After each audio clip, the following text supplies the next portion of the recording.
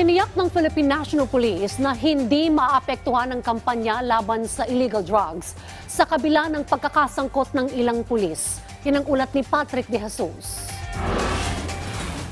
Sa kabila ng pagkakasangkot ng ilang pulis sa mga illegal na aktibidad, maliit pa rin naman ang bilang nito kung ikukumpara sa buong hanay ng PNP.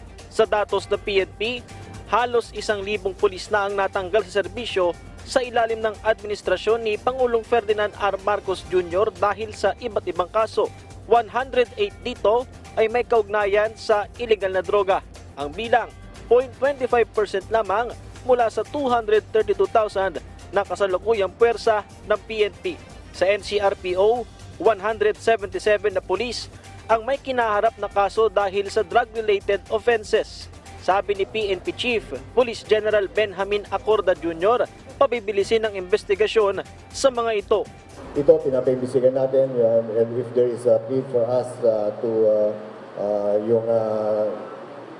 expedite, we will do that. This penalty ranges from dismissal from the service, demotion, suspension. Sa laban kontra illegal na droga, sinabi ni Acorda na paigtingin pa rin ang estratehiya sa pagsugpo sa supply and demand. Una na rin kinilala ni Pangulong Ferdinand R. Marcos Jr.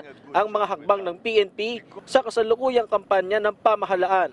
Gaya ng nakalagay sa ating focus agenda, it should be aggressive and honest at the same time without necessarily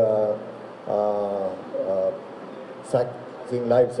So, having been recognized for such effort, it's also an honor on our part.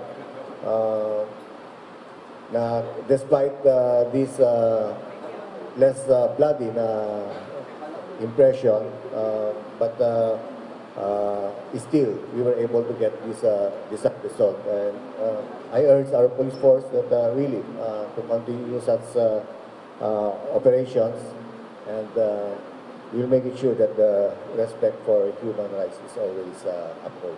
Noong 2023, higit 10 bilyong piso ng illegal na droga ang nasabat ng mga otoridad, habang umabot sa halos 28,000 ang drug-cleared barangays.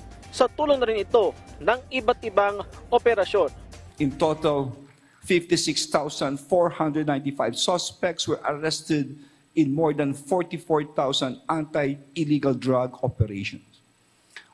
Likewise, we worked with the justice sector to improve the handling of drug-related offenses with 121,582 convictions since we took office. Patrick De Jesus, para sa Bayan.